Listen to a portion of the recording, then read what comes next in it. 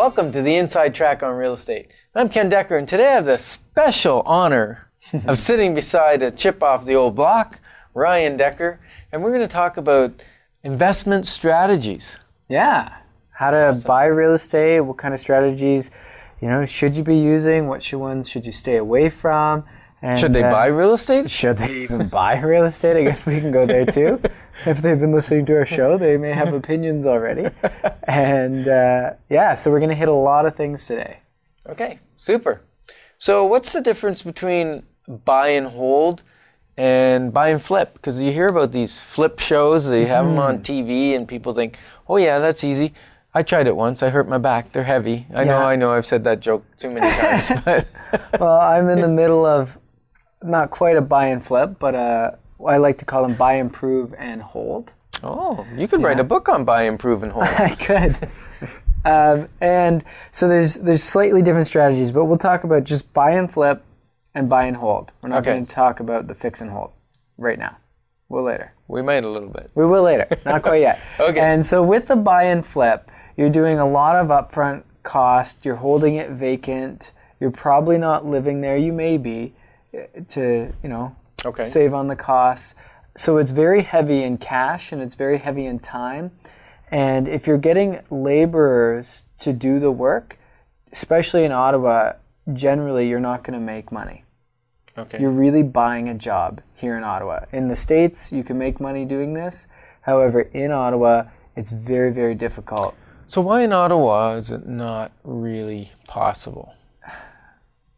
You're really buying a job, so it is possible, but it's not such an investment anymore. But is it the stability of the market that causes the flip market not really to work? The market's so strong that as soon as a house goes down in value because it's in rough shape, you'll get a bunch of offers which then bring it back up to a reasonable price. So it's because the buy and flip doesn't work unless you buy right at the beginning. It's not how you sell or what you do to the property. It's more what you paid for it. Yeah. If you can't buy it low enough, then a flip won't work.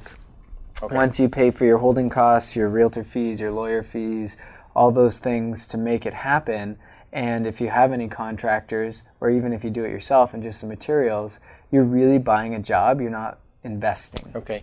And the other problem, what's the tax difference when you're buying and flipping compared to buy and hold? So there are ways to get around it. If you only do one every couple of years, you can claim it as your personal residence if you're moving in. So you'd have to move in, do the renos while you live in it, which you've done. Yep. I've done that one. That's a sacrifice, right? It is. I've heard stories of couples who didn't have toilets for many months as they were renovating the water, and it's a sacrifice for sure. It's a different way to live. Right. And typically you're going to be in it for maybe a year or 2 years while you're doing the renovations, and then you sell it, and because it was where you live and it's your principal residence, then it's tax-free. It's tax-free on the gains. Right. Now, if you're doing these every couple of months, then it's no longer your personal residence. Even if you move in, they're going to claw that back. Yeah, they're going to catch up with you. Yeah, they'll catch on to your game. Okay, good. So why the buy and hold? So buy and flip is about cash flow, right? Yeah. It's about creating an income, and then you're going to pay tax on that income unless you, like you say, live in it for a significant amount of time. And then you've got your equity growth is what you're talking about when you buy and hold. Yeah, buy and hold, there's 3 ways you make money. The first one is through your property going up in value. So in Ottawa, we have a very stable market. If you look at the history, you can't predict, but you can, what's the right word for that? Well, the past is the best indicator of the future, really. So we can use that to say what we think it should be in the future based on our past results. And so that's equity growth. Now, if you go into other places like Smith Falls or just outside of the city to invest, you don't have the same equity strength. You probably will still have equity growth, but it's not as stable, it's not as strong, it's not as big. However, because of that, the second income you'll want is the cash flow. So in Ottawa, the cash flow is possible in the first couple of years with 20% down. It's not huge. And so as you continue to own the property, the cash flow will grow. Why is that? Your debt servicing will stay the same or go down depending on your strategy there. And your expenses will go up slightly, but your rent will go up higher because it's a bigger portion, going up at the same percentage roughly. Right. And so that will create more income. And I know you always love to ask people in the crowd when we do our workshops, who of you have rented, and, half the hands or more go up. And how many of you have had your rent go down? And no hands come up. Right. And the reality is rents are going up, especially in a strong market like this. Okay. All right. Now, you talked about Smiths Falls. Let's hit that for a second. Yeah. So you said equity doesn't go up as much, but you can get more cash flow. Absolutely. Because rents are good and purchase price is lower because it hasn't been growing at the same rate and probably won't grow at the same rate. And so you can get great cash flow. The other thing that's interesting is not only can you buy a property for less money, but that means you got to have less money to get into that property. So great opportunity if people are struggling with paying, close to $300,000 for a townhouse in Ottawa, you can buy a duplex for Smiths Falls, a nice one for $230 or $220. $230, and you get great cash flow because you got 2 apartments to rent then. Yeah.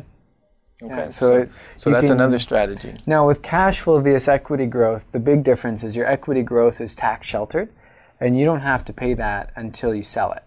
Right. Right? And it's also preferred, so it's capital gains. So you're only going to pay half tax on it. And that doesn't mean 50%. That means whatever your tax rate is, half of that. Okay. So it's very beneficial.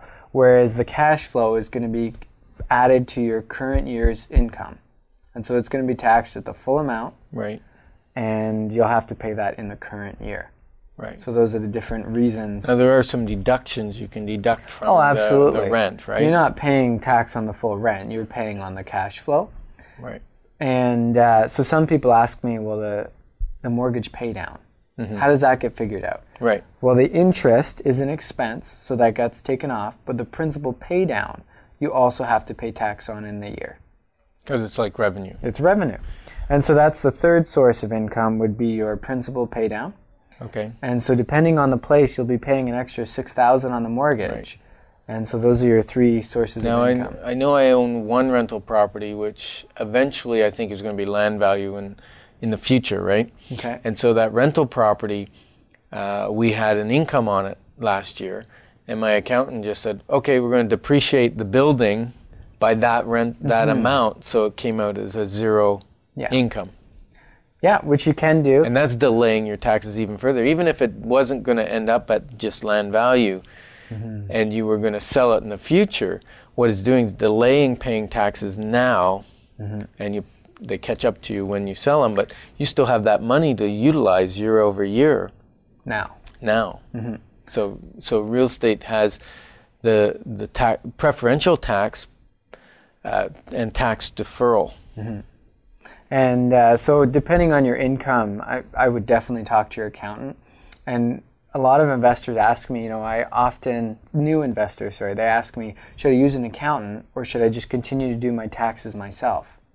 And I always tell them, once you get into real estate, there's so many things your accountant can do to save you money. They'll pay for their own fee just by giving you good advice year over year. So when you get into this real estate business or investments, you really do want a good accountant on your side. Well, and that's my principle in the book too. The wealth formula is pay for good advice. Get a great accountant. Get a great lawyer, because the money they'll save you in either taxes or in heartache and lawsuits and whatever, they're worth every cent you pay them. They really are a great accountant, a great lawyer.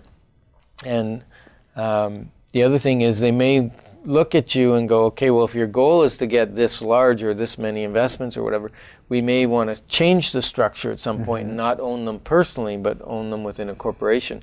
Or we might want some personal and some corporate to adjust the tax implications. And but an accountant can explain that to you. And not just an accountant, but a tax accountant. Because there's specialities in them. Yes, there are. Just like there's specialities in doctors. Yeah. Okay. What else?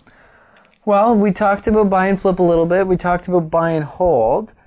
Why don't we talk about buy, improve, and hold? Okay. Ready for that one?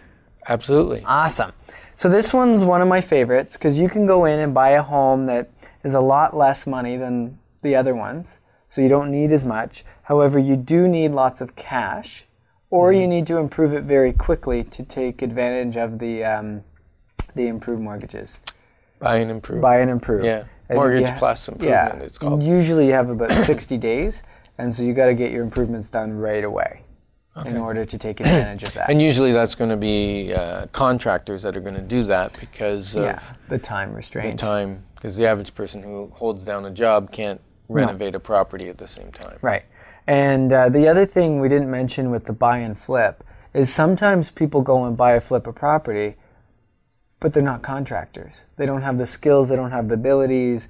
They maybe are good at framing, but not at drywall, and they're doing everything. They're doing the plumbing, they're trying to do the electrical, and they end up not making it. Hopefully they got permits. And they don't end up making it as nice as a contractor. So in the end, you couldn't sell it for what a contractor... Because it looks like a handyman put it together. Because it looks like a handyman special is what they're called in the industry, Right, okay. So this buy, improve, and hold. Yes. So basically you're looking for a house that maybe has some delayed maintenance or is very dated. Yes. Love the houses that, quite often it's seniors that own them. They've maintained the homes beautifully. They have updated windows, the furnace is good, the roof and whatever. But they've been happy with the decorating since 1960 or something. The blue carpet with the runs through the middle because they've been walking only in that spot. Or the sometimes they're in perfect condition. They are. I've gone in and seen the olive green tubs and they're mint condition. They're just dated. And so sometimes you can find a home like that where you can modernize it and really bring up the value. While you're still holding it. And then you have a few strategies once that happens. You can decide, okay, well, we've bought this, we've improved it, now do we just leave it? Or do we re-leverage and take the money we've gained and use that to buy another property? Or use that to... And that's way better than flip. That's buy, improve, rent, then remortgage, then go buy another one. That's a great strategy. Amazing strategy. Brilliant. Simply brilliant. Okay, Which awesome. is a great philosophy. Simple brilliance. All right. So do you want to talk more about that, or do you want to... Well, is there more to talk about on that? So with improve and hold, one of my clients got a really cute property, and their family came in and renovated it to the nines. And they were able to, I'm using this as a case study for you guys, they were able to take out enough equity to go get another property within the first 6 months. Okay. And everyone helped out. So that started off a young family, starting with almost nothing, to having 2 homes almost instantaneously. So now they have a home. They home. went from living at home or renting to living in a home and plus having a rental income property within 6 months or something. It was crazy. Wow. With the buy and improve and hold method. And not super high income earners. No, they're not. Which is so cool. 2 incomes. Yeah. Because I think I know who you're talking about.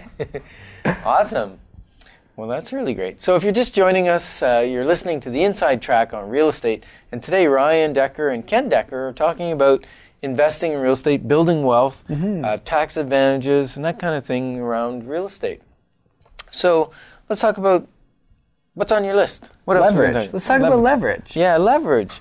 Because a lot of people say to me, well, like I looked at what the Dow Jones had done, the S&P 500, what it had done in the last 10 years, and it ran about 4.8%, I believe it was, and when you reinvested your dividends that you got on some of these stocks, you actually ran about 6.2%, which you think, okay, well, that's not great. It's not bad. It's not bad. It's better than rate of inflation, so your money is actually increasing when you have it there rather than decreasing if you had it in a guaranteed investment certificate at the bank, making 1.5%. That's below the rate of inflation, so your buying power of your dollar actually is decreasing, so you're actually losing money. A lot of people don't realize that. But so in the stock market, 6.2, it's not bad. Now, real estate in the last 10 years has gone up about 5.5%, so less. But what makes it such a great investment then? There's a bunch of things. So we've already talked about the 3 sources of income on the property. So that's only counting one of them. That's only counting the equity growth. Equity growth. So once you add the principal pay down and the cash flow, you're way higher. Okay. So, and then on top of that, we can use leverage to make our rate of return go through the roof. And when you say through the roof, what are you talking? Because we don't want to go through the roof because it might cause a leak, right? A leak, right. So for a first-time home buyer, someone who's buying 5% down or something that they're moving into and then they move out and rent it. Or they buy a duplex and they live in one half. Right. Because they can still do that. They can still do that. Mm-hmm. Your rate of return can be in the hundreds because your amount of money in is so little, but your increase in value is the same regardless of if you pay 100% of the property or 5% of the property. The house is going up at the same value regardless, but you have way less money in. So your rate of return on that small amount of money goes through the roof. Is really high. As I like to say. Okay. And then, if you pay 20% down, or 25%, which is kind of the hot spot for most investors, they stay away from CMHC and banks like that amount. 25%. Yeah, around there. Mm-hmm. Your rate of return can be between 25 and 35%. Okay. Where usually it would only be 7 to 9, but because you've leveraged and you have less money in, but you're gaining this similar amount of money. Okay, so what kind of rates of return are we talking? Like I said, 25 to 35%. I don't know where I was. I must have been in dreamland because I didn't hear you say it. Wow. Okay, so that's amazing. And so let's talk real quick, because these numbers just are numbers right now. Yeah. But when we use the rule of 72. Okay. You want to explain that to everyone? Sure. The rule of 72 simply states that if you divide your rate of return into 72, the number you get will be roughly, it's not 100%, but roughly the number of years for your money to double. Mm-hmm. And so let's give an example of, what number do you like, 6%?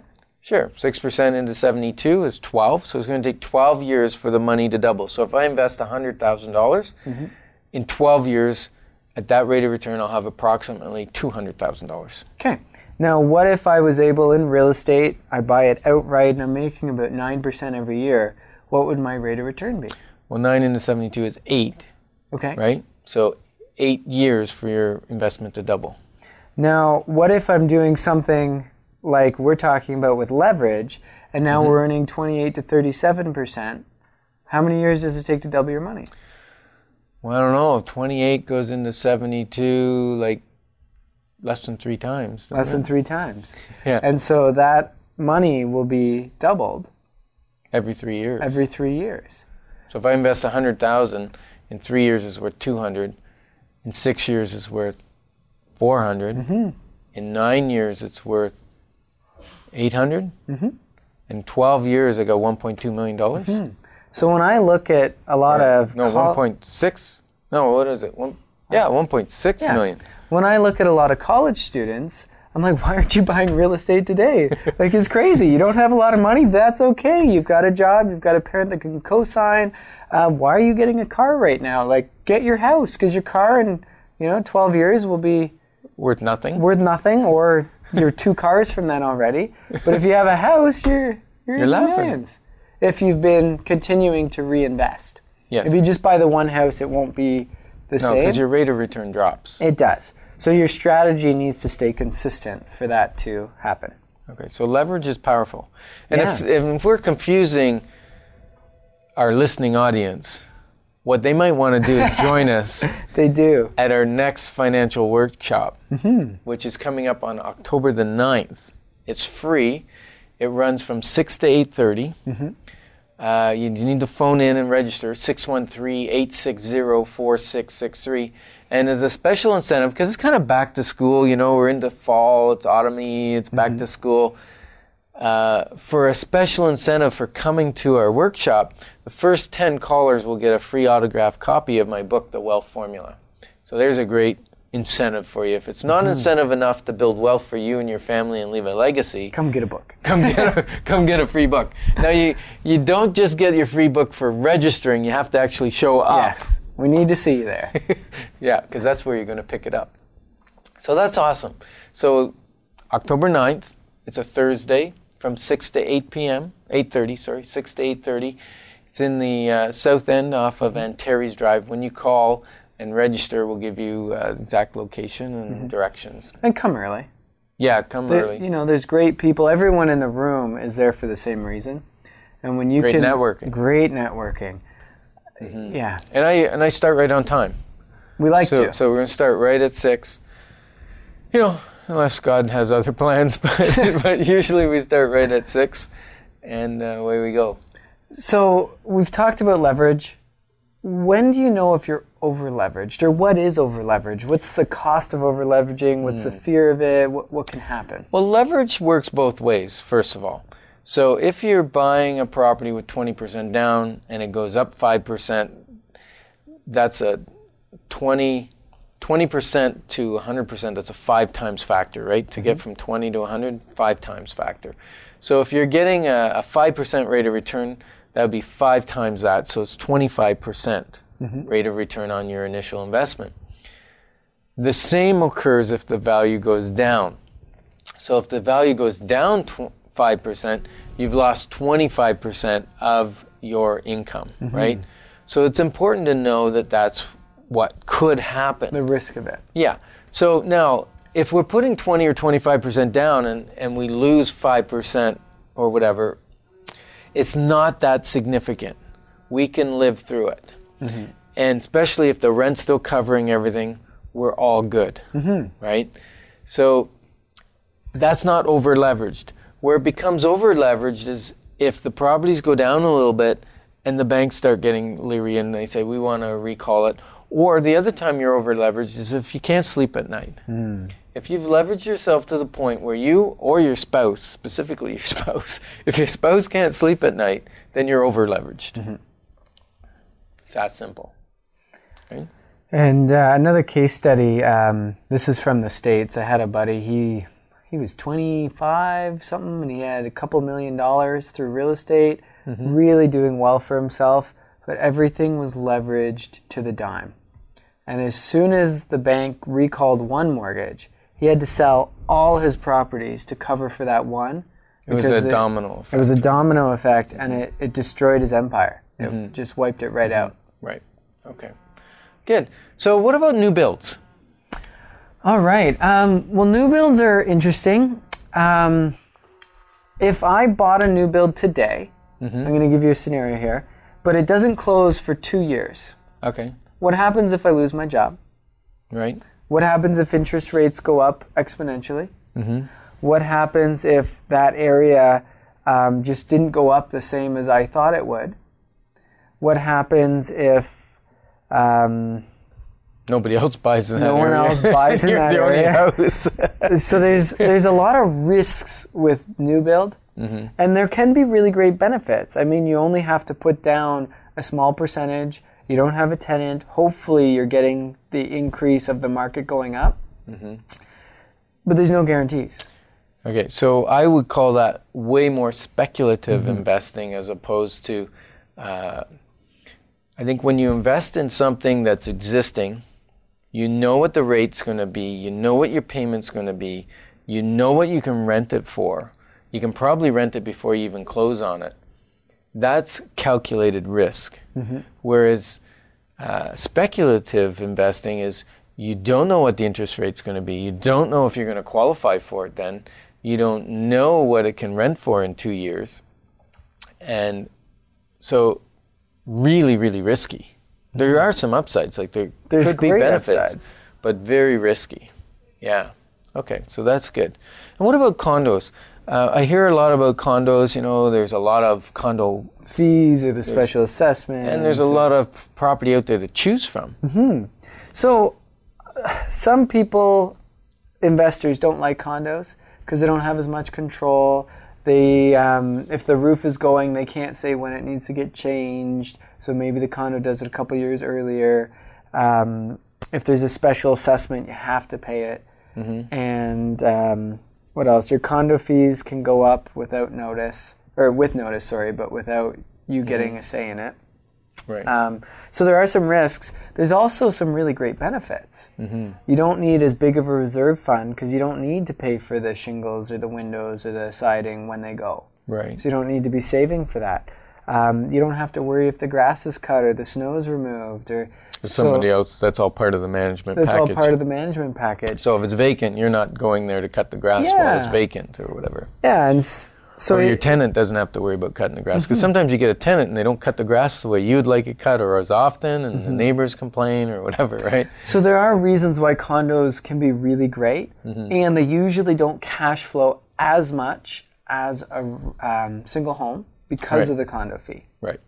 But less stress for some less people. Stress, less management. Okay. They can be a really good investment. Great. Now you have a great property that would be one of those probably that buy, improve, and hold. Yeah. Is it a bungalow, I think? Yeah, we got a really cute bungalow. Okay. It's listed for $309,000. Right. So, and it's a single detached home. Mm-hmm. An older lady was living there for many years, and it's in good shape. It's just outdated. It's one of those properties that could be a great rental, or could be a great home. Yeah. What part of the city is that in? That's where is that? Off of Conroy and it's on Blackstone. Okay. So Conroy area. Yeah, just north of Conroy. Okay. So great property. 309, that's about the price of a townhouse. Yeah. But it's one that you might want to put a little bit of money into. Yeah, you'd want to maybe put do some money a into. buy and improve. Yep. Now I think buy and improves are only for owner occupied, are they not? I'm not positive on that. I'll have to check with Lynn or someone. Talk to your mortgage broker. Yeah. And there's always changes in the mortgage industry constantly. And so that's why we need a mortgage broker really badly, as they're always on top of it, making sure what the new changes are, and just making sure that the client's protected and that product still exists. Yeah, they do change rapidly. So this has been a great show. It's been fun. Yeah.